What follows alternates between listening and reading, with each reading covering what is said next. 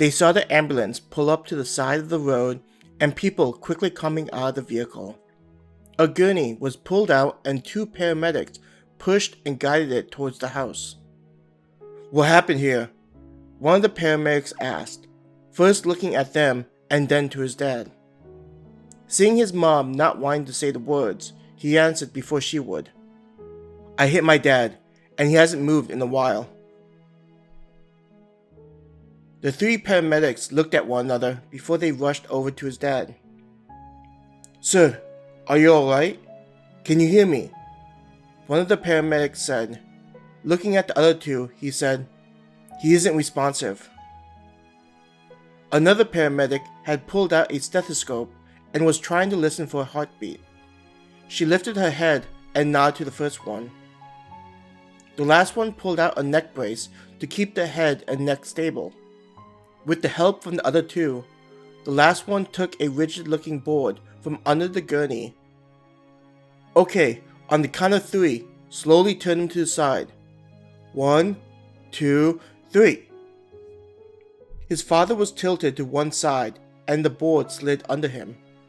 Securing him to the board, 2 of the paramedics lifted up his dad and placed him on top of the gurney. With efficient movements, his dad was secured and 2 of them then moved him out of the house. The woman stayed behind just to say, "We'll be taking him over to Cherry Grove Hospital." Without waiting to hear a reply, she raced after the 2 and reached them just as they rolled him into the ambulance. Seconds later, they were racing away, the sounds of the sirens and horns fading away into the night. Even though the ambulance had left, there were still flashing lights. It took him a while to see a police officer walking up the driveway and approach the entrance. "Good evening, folks. My name is Officer Smith, and I just have a few questions if you folks don't mind." He pulled out a notepad and pencil before looking at them and saying, "Did the 3 of you know the victim?" "He was my father," Han said. The police officer just nodded at Han's words and wrote some notes down. "Would you like to explain what happened?" "We had just arrived home, and my dad had been drinking. When he was about to strike my mom, He raised his fist, showing the blood still caked on them. "I see," the officer said. Pulling out handcuffs, he said, "I'm going to have to ask you to turn around." "You can't!" his mother yelled at the officer. "Ma'am, I'm going to need to ask you to step back. Your son is in a lot of trouble, and I'm going to need to ask him more questions down at the station." The officer raised his hand to indicate to his mom to stop. Han looked at the tears flowing down his mom and sister's face as he was led out of the house. Turning his head, he said, "It's going to be okay, Mom. Don't worry about me, and look after Jennifer." "Keep moving, kid." The officer pushed him forward towards the direction of the police car, which was parked on the side of the road with its lights going off. Though he didn't appreciate the officer's forceful attitude, Han didn't attempt to do anything. He felt horrible with what had happened, not about hitting his dad, but having his mother and sister see the aftermath. He heard the sound of the door being opened and the officer saying, "Get in the car." Feeling the hands of the officer shove him inside, he fell sideways with his head bouncing off the leather seats. Near his feet, the door was slammed shut, moving his feet closer to his body. With some rocking back and forth, Han was able to sit upright. The cop was in his seat and flipped some switch to turn the siren on. Taking the handset from next to the mounted radio, he said, "I got a kid who beat his father." "Yeah, the world is a crazy place when kids beat their parents." The mother looked pretty shocked. "I'll be arriving soon." Looking out the right side window, Han watched the image of his house fade into the distance. The drive inside the police car was silent, the street lights passing by and casting shadows across the interior. Soon the car turned into the station and parked into one of the spaces. The officer got out of the car and walked to the rear door and opened it.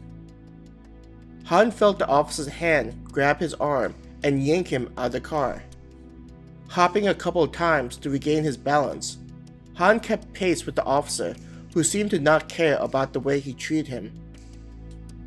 It was the first time he had been to the police station. Looking around, he saw only a couple of police officers congregated at one of the desks.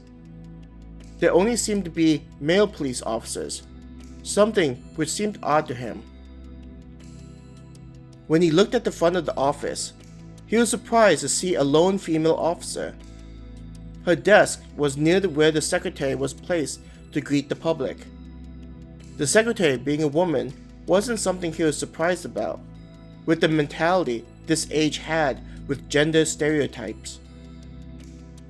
"Is that the kid?" one of the officers assembled with the other male officers asked. "Yeah, this is the piece of shit kid who beat his dad. What is the world coming to? We have kids being their fathers and women taking away jobs from people who are better qualified." The officer holding Han's arm muttered. "Maybe we should have Grace babysit the kid," a different officer said, causing the group to laugh. "I don't think that's a bad idea," he said and looked at the woman. "For once, you'll be able to do something you're born to do. From this moment, this kid is your responsibility, so hurry up and book him. Since all the cells are empty, you can just watch him from the desk in the back." The officer shoved him towards the woman. Han fell onto his side on the ground. He lay on the floor for a few moments before he soon felt hands on him, gently helping him back up. "Come with me, kid," the woman said as she guided him towards a hallway. Maybe being with that kid will convince her that time is running out and she should get someone to knock her up. Some guy's voice could be heard, along with the laughter of the others. The clang of metal hitting metal and the click of the lock seemed to echo in the rectangular room that contained a row of cells. All of the other ones were empty, giving it an eerie feel. Clinking of keys was heard as the officer secured the key ring to a belt. "I feel like it would be convenient to have those on a metal cord that snap back when released from your hand," Han commented as he watched her. "Why did you do it?" she asked him, not acknowledging what he had said. "You're asking why I beat the shit out of my scumbag dad who beats my mom and was going to do it again?" He sounded emotionless, not seeing a reason to justify his actions. Her eyes widened at his words. She tried to say, but her mouth didn't seem to work. "I guess you're not like your friends out there," he said. "They may criticize you and your gender, but I think you bring a valuable perspective to that badge." Hearing his words, she looked down, but not before he saw her blush. Raising both hands and resting them on the bars, he rested his head on top of them. Looking at her, he could see why guys would be intimidated by her. Though she had an attractive face, she still had a serious feel about her. "What made you become a cop?" he asked. Lifting her face, she looked at him with a raised eyebrow. "I figured that I would be in here for a while, considering it's not a weekend." He slightly tilted his head and shrugged his shoulders. "I was in a bad situation and an officer helped me out of it. Seeing how much help that person was, I thought about how I wanted to do the same thing for someone else," she answered. "I'm guessing you didn't expect to have to deal with people like those?" He jerked his chin towards the direction of the others. She shrugged at his question. Turning around, she walked over to a chair next to a desk and sat down. Seeing that she wasn't interested in small talk, he moved away from the bars and walked over to the bolted-in bench.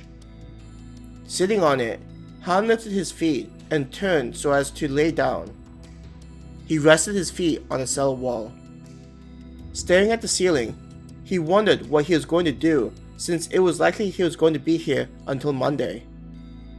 Likely, the court didn't open until then, so he would be waiting for an arraignment. Laying on the bench, he closed his eyes and tried to get some sleep.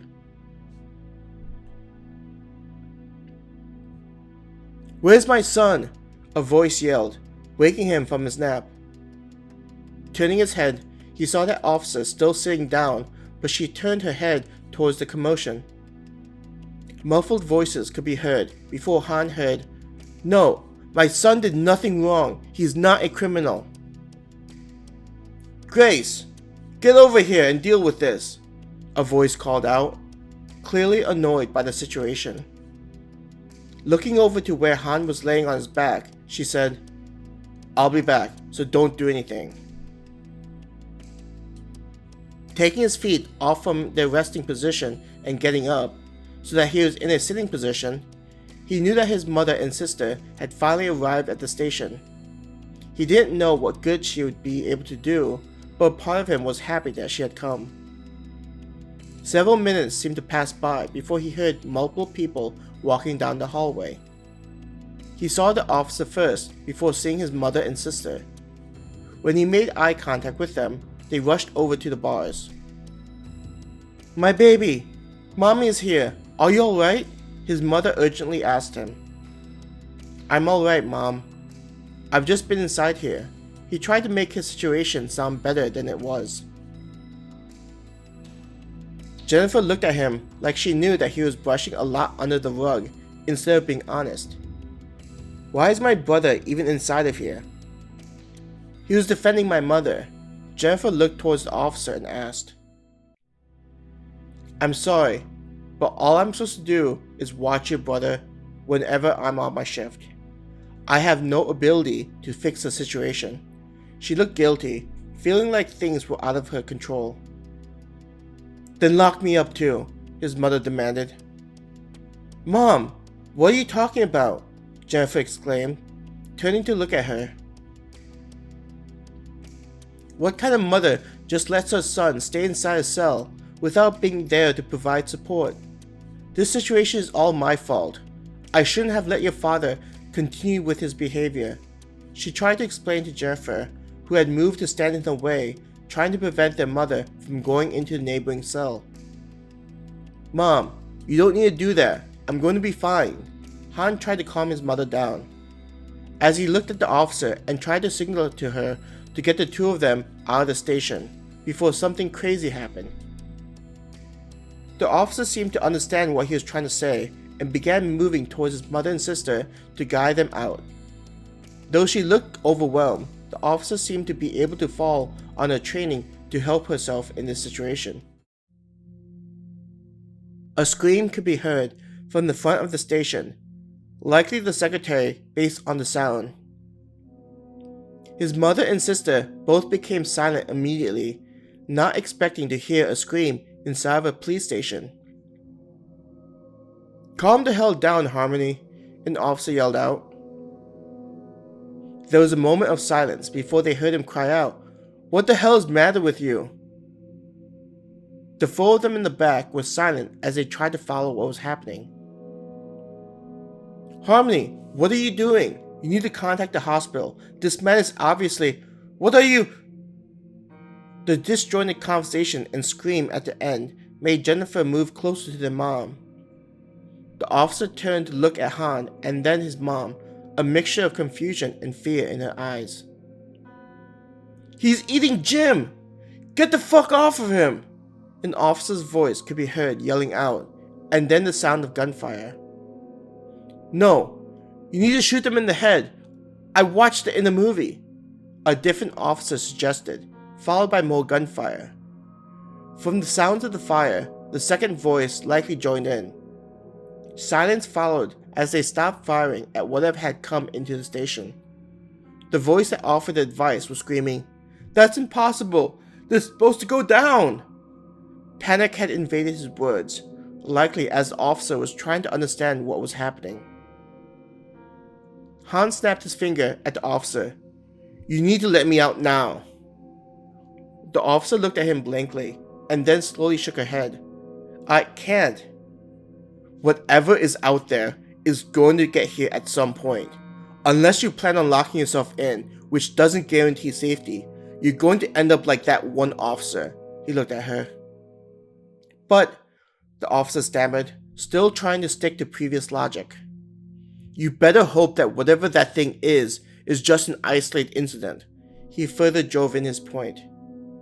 "Mike, you okay? Watch out for that thing in front of you." The voice started out confident and slowly turned confused. "Tom, watch out! There's something wrong with Mike!" Han sighed in annoyance at hearing the voice. "That just answered the million-dollar question," he said. "It looks like that the situation just went from bad to shit show, so you need to make up your mind." Hearing the urgency in his voice, the officer seemed to make up her mind, though she still looked slightly dazed by the whole mess happening in the other part of the station. She yanked out the keys from her belt and quickly found the correct ones. The sound of the lock opening was shortly followed by Han opening the door. "Is there another way out of this place?" Turning her head, the officer's eyes spoke volumes at that moment. "Mom, Jennifer, make sure you stay close to me," Han said to them. He grabbed the hand belonging to the officer and said, "You're also coming. There's nothing else you can do here." A protest appeared to rise out of her mouth, but his grip and his serious look helped to prevent any nonsense. Nodding her head, she allowed herself to be pulled along with Han's sister and mother. Going down the row of cells, there was a hallway that was previously hidden. Han saw several chains with handcuffs connected to them, along with cuffs meant to be attached to the prisoner's feet. There was also a clipboard with a schedule on it. "It's for those ready to be arraigned and sent to the courthouse," the officer explained. Understanding why this hallway was here, he continued to follow it until he saw a metal door. Seeing how weird it would be to have a metal door lead to another part of the station, instead of being an exit, he looked back at the woman who nodded. Slowly, Han turned the handle and gently pushed open the door.